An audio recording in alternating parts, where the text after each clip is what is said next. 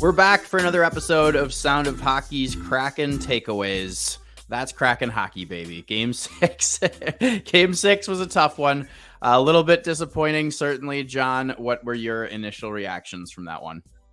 Well, disappointment is like the perfect word for it. As much as we know Colorado's a decent team, with all the excitement and anticipation, everybody was feeling pretty good. At least the fans were outside. It was probably the most packed I've seen it that early in the arena. Meaning it was packed for warmups, and it just was a dud. Right? It was a dud, and I love the team, and I think they've done a great job to get us to this point. But it was really disappointing for sure.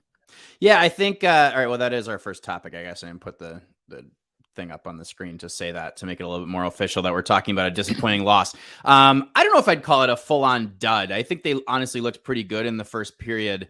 Where they really went sideways was by giving up that goal with 19 seconds left at the end of the first. And Dave Haxtell said after the game he doesn't think that goals like that carry momentum over from one period to a next. I personally disagree. I think you never want to give up goals in the last minute of a period, and I think that really gave Colorado life.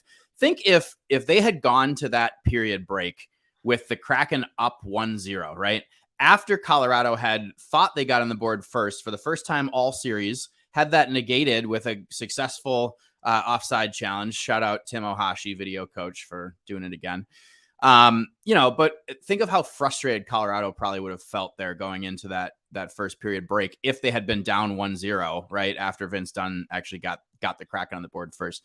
Instead, the Stars make this big play, and Mikko Rantanen scores yet again, and he's like the only guy that scores goals for them, and it seems to be enough sometimes. So, and I totally agree about the carryover effect. Not so much the carryover momentum, but to your point, and you put that in the 3 takeaways on the site, was I think they would have come out. Colorado would have been like come out lackluster because they're like, oh, we just don't have it this playoff. Yeah, I think so too. I honestly think they could have put them away if they had gotten to that period break with a lead, but they didn't do it. It came out in the second period, and the Avalanche looked like the Stanley Cup champions, didn't they? In that frame, especially, and throughout the game, really, the Kraken took too many penalties on this one. They had 5 shorthanded situations plus a couple of even up type penalties. And they didn't give up any power play goals, but man, they'd get that trio of stars out there, Makar, McKinnon, and Rantanen, and those guys looked so dominant on the power play last night. How they didn't score on the power play is kind of mind-boggling to me, but it still really crushed any momentum that I think Seattle had. It really zapped, I think, their energy, and you could just see it, right? And Haxtell said that too. He was like, we were trying to find energy and also swing the momentum back in the other direction at the same time in the second period. And that's really hard to do. And I think that really killed him last night. I don't think it was like totally the deciding factor, but I think it was a huge factor in that game. Now, penalties also come because you're chasing a team around. Colorado was really good on the forecheck last night. They were really good with the puck. Their guys seemed to be flying. And Seattle didn't really have an answer. And so in those situations, a lot of times you end up dragging guys down and you get calls. And I think that was what happened last night. Yeah, I totally agree that the penalties are so disruptive too of your flow, right? As you're trying to get the kind of a good cadence and good feel for the game. Not to mention it jumbles the lines, right? As they kind of have to break them up based on the penalty kill, and then kind of coming back from a penalty kill as you go 5-on-5, it's the lines aren't quite the same. And then, it takes a couple shifts to get everything back in sync. So totally agree with you there. And I was making the same observations in the game. It just felt like, there's just no momentum, no flow, no energy, sustained energy. That was right. You could say they were out of sync, which is our next topic. It just seemed like nothing was quite working last night. You had called out some tough giveaways before we started recording here, where it just seemed like they weren't connecting on their passes. The pucks were bouncing a little bit. Do you think that was a factor of Seattle just being a little off, or Colorado forcing things? Yeah, it was pretty holistic of the whole game, right? I think I noticed it on the power plays that the Kraken had, just a little out of sync. Passes just were either forced or kind of careless, or they just couldn't find the puck. It just was very not something we've seen this series, I should say. And even like there's some breakouts where it was a pass to nobody, right? I mean, I can think of specifics, but it just seemed like it was a holistic theme of the game. Mm-hmm. Okay, that's good. I don't have anything to add there. So let's just jump ahead to Grubi being good. He played really, really well again last night. He's had a good series, man, against his former team. He's well north of that 900 save percentage mark in the series. I think he's at like 919, if I'm not mistaken. And he had 35 saves last night. So he was very good. His best save of the night came towards the end of the second period when the Kraken were killing off that Jordan Eberle penalty that was a little bit controversial, where he threw Andrew Cogliano kind of headfirst into the boards. But JT Compher was wide open for a backdoor tap in. Makar set him up perfectly, looked like 100% a sure goal. And Grubauer went left to right and did a full split and kicked it away with the right toe of his skate. That felt to me, because they were down 2 goals at that point. It was 3-1, but that held them at 3-1 going into the second period break. I felt like if the Kraken could find something, right, if they could dig deep and find something and turn that game in the third period, we were going to look back at that save as the moment that turned it.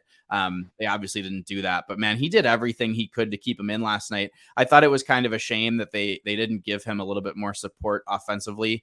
They're just at the other end of the ice. There just wasn't much happening. And so it feels almost like a wasted effort because their goalie, I thought, played really, really well last night.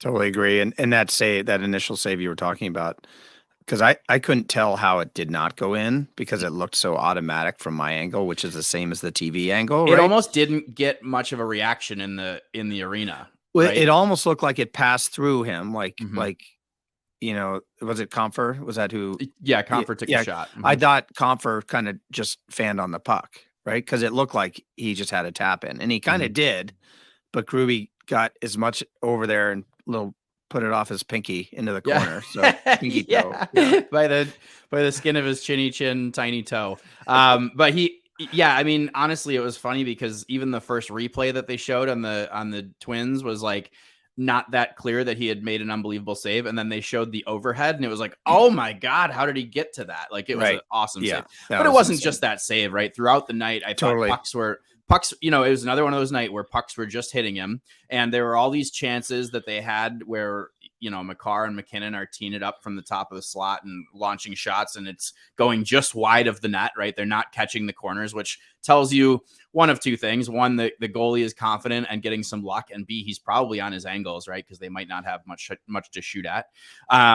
But then, I mean, just pucks when they'd hit him, they seemed to stick to him. It would come through traffic, 5 guys in front of him, but he'd still find it and it would hit him right in the chest and he'd just hold on to it and get a whistle. So great game for him. If they can get a little bit more of that in game 7, I think they'll have a chance, which brings us to our next topic. John, are you ready for this? A game 7 in Kraken against Avalanche, the first series the Seattle team has ever played. I'm not sure my heart can take it. Yeah. But it is stuff you dream of, right? But in the moment, you're kind of not really eager to see it, especially when you have a chance to put it away in game 6. Yeah. In Colorado.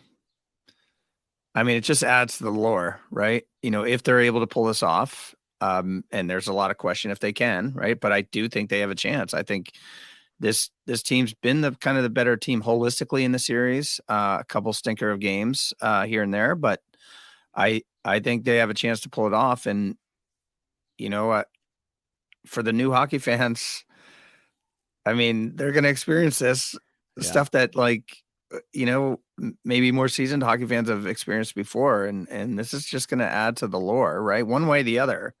It's going to add to the lore of the Seattle Kraken, right, in their brief history. And it's amazing that they got to this point. You told me this before they started playing this series. I would have been like, you give me a chance to win game 7. Hell yeah, I'll take it. Right. Yeah. I was just going to say, it feels a little bit like when they came back from game 2 and they had to split. Right. And I was like, hey, if you told me coming into this series that they were going to be split after 2 games, I would have been happy. If you didn't tell me how it happened. Right. If you didn't tell me how we got to game 7 with the Avs, I would be like, yeah, give me that all day. Right. If you didn't tell me that they had a chance to close it out at home in game 6 and they really failed to do so, then I think it would be a positive to be going into game 7 against the Avalanche. Man, not to belabor the point, but it sure would have been nice to see the closeout last night. I think the fans were rocking and rolling, especially in that first period. They were so loud, so ready for a win last night, so ready to celebrate. So definitely disappointing that the boys didn't get it done on home ice, but they have a chance to do it still. Like you just said, I mean, if you give me one game on the road at Colorado, based on how things have gone throughout this season, I like Seattle's chances. They got to shake this one off pretty quickly, though. They definitely weren't at their best. They played on their heels, especially in that second period when things really went awry. They got to be on their toes, attacking more, coming at it with more of a killer instinct. So we'll see if they can do it. And I do think they've been able to kind of show that they can do that. They can shake losses off and kind of put it behind them and reset, as Hackstall would say. And I think that's why I think, the series is far from over, clearly. And so I think it's going to be an unbelievable game and experience for us Kraken fans. Terrified, but also, that's what playoff hockey is all about. And I used to love game sevens. I'm not sure if I'm going to love tomorrow, but we'll see how it goes. Make sure, because I'm going to be there. So when you do something really ridiculous where you're rolling around on the floor, can you have somebody take a picture, please, for the sake of the funnies? Because that's important for our viewers, listeners, Twitter followers, etc. I've had a couple of people ask, like, "Oh, I saw that picture of you laying down. Like, glad you're up." Or I'm like, "Oh God." So, yeah, you made it through. But yeah, so I'll be there. I got to go pack. I'm taking off in a couple of hours. So wish me luck. And good luck to the Kraken. I think they can do it, but it's going to take almost perfect effort again. So that's all we have for Kraken takeaways after game 6. We will be back after game 7. Thanks everybody for watching. Cheers.